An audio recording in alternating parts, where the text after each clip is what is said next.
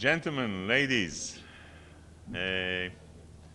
before I start, let's take a moment and try to understand the rationale of why we are gathered here. You and us are gathered here today. One would think that this is an emergency session of the Security Council, would be convened to discuss the pressing issues of the day.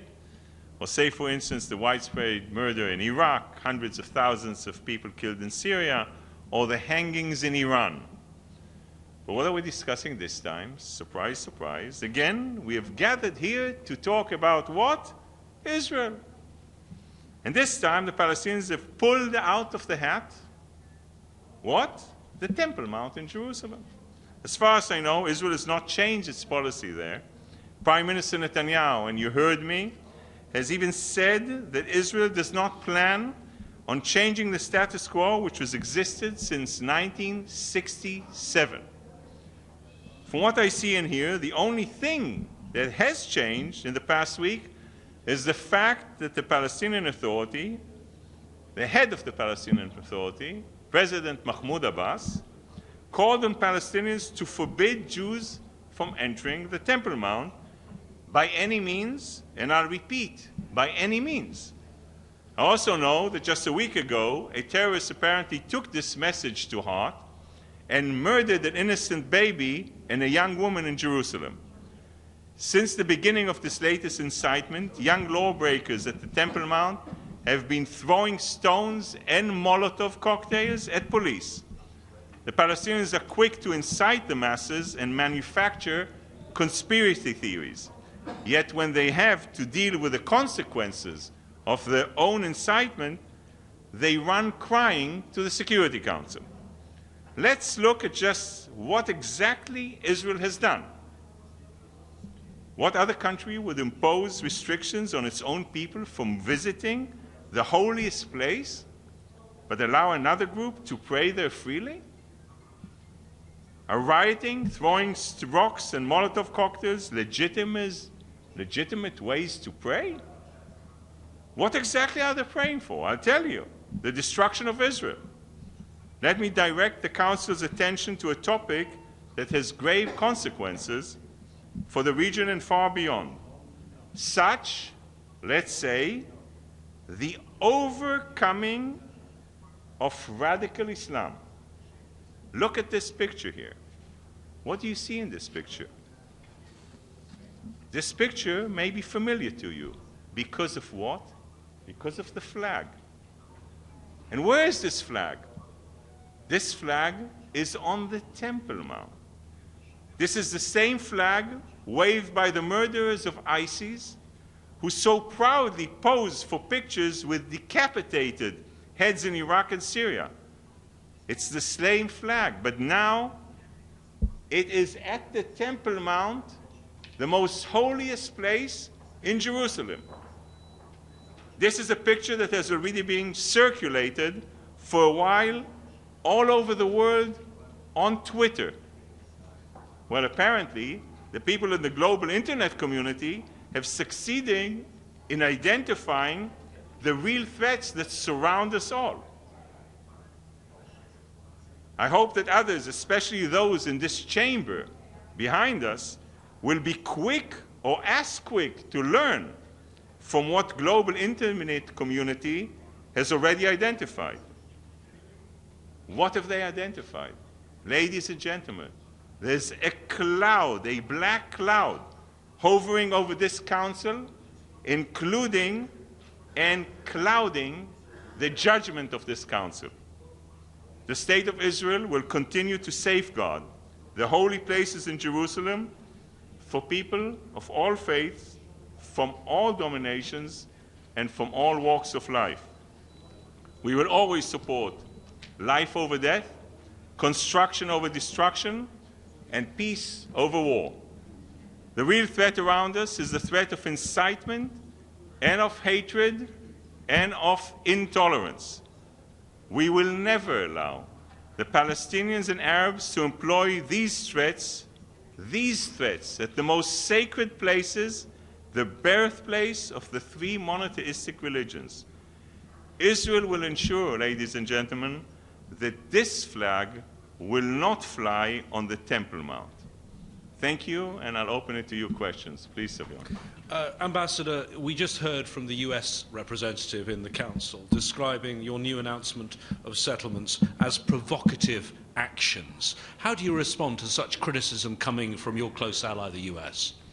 I respond very clearly. Jerusalem is the eternal capital of the Jewish people, and building housing units in Jerusalem for children in Givat HaMatos, in places which are Jewish neighborhoods, is something that we will continue to do, because Jerusalem is the eternal capital of the Jewish people. Ambassador, it's illegal. It is not illegal, and it's important for us to remember that Jerusalem, and I'll repeat that again, is not a settlement. Jerusalem is the capital of the Jewish people, well, like I said, where other capitals were still swamps. And the repetition and trying to brand Israelis as occupiers or settlers in our eternal capital will not succeed. The only way forward, and we've showed it in the past, is through direct negotiations. We are willing to talk about everything, but as long as we are in this situation, we will continue to see Jerusalem as our capital and the eternal capital of the Jewish people. Yes. Please. Do you have a response to the Palestinian ambassador's draft resolution he said he'd be putting forward to allegedly end the occupation with a timeline and everything? Absolutely. Anything that, the Palestinians are trying to circumvent negotiations by trying to impose things from the outside. So my response is very clear. Only through direct negotiations will the Palestinians be able to build a Palestinian state. Only through direct negotiations is it possible to achieve real peace that I personally believe that all sides really want. And only through direct negotiations we will be able to move forward. And the distance between Ramallah and Jerusalem is much shorter than from New York, either to Ramallah and Jerusalem. So the negotiations should be done in direct negotiations. Any trying and any way to try and circumvent or impose a solution will never work. Sure. Undersecretary General Feltman, in his speech, he brought up the resolution, and he said, for our part, we wonder if the current paradigm does not require revisiting our engagements consistent with decisions of the Security Council, which some people are reading as saying it might be the time for the Council to do something, given the deadlock. What do you make of that statement? And also, we had a press conference by the new Special Rapporteur on the occupied territories today, who said he hasn't gotten in, but expressed a lot of that he's been friends in the past with Israeli diplomats in various cities. Is there any intention to let him in, and what do you make of his work so far? Well, two things, Matthew. One, like I said, any idea, any attempt to try and force things from the outside will never succeed. We've seen this in the past. The state of Israel and the people of Israel will always reach out to everyone who really wants peace with us. We have done that with Egypt, with President Sadat. We've done that with Jordan, with King Hussein. We will continue to do that with anyone who seeks to have peace with Israel. Are we willing to make compromises to achieve this peace? The answer is yes. We are not going to have peace imposed, because at the end of the day, something that will be imposed from the outside will not lead to peace, but will lead to additional violence and war. The state of Israel and the people of Israel, the state of Israel is small. And the state of Israel and the people of Israel know we don't need guidance or people pointing fingers at us to tell us that peace is important. We know that by ourselves. We send our children to defend the small state of Israel. All we want is to live in peace with our neighbors. But this has to be real peace, not just a stage in order to destroy or eliminate the state of Israel. And I forgot your other question. One was about the, well, I'm not sure if, I guess there was a response to the special rapporteur. I'm not sure if he's seen as a person that wants peace, whether the special rapporteur can get into the country, and what you thought of Feltman's line. We see anyone as a man of peace, and we are people of peace, so we will probably meet and work together. Ambassador, can you please explain to us the origin of the photograph that you displayed just now? Whose is it? When was it taken? Is it legitimate in your estimation, and how do you know so? And also, the Palestinian ambassador during his speech accused Israel, actually, of trying revisionist What a history. surprise! He accused Israel. Can you speak I'm shocked that he accused Israel. You know, what did he accuse Israel of? Of not allowing access and freedom of access to holy sites. I repeated that in the council. Till 1967, from 48 to 67, Jerusalem was in Jordanian hands. Everyone can come in, except for Jews. We're denied access. From 1967, Jerusalem and the holy sites are open to everyone, all faiths, all religions. And Israel itself restricted Jews on entering the Temple Mount. What other country do that? What other religion would do that?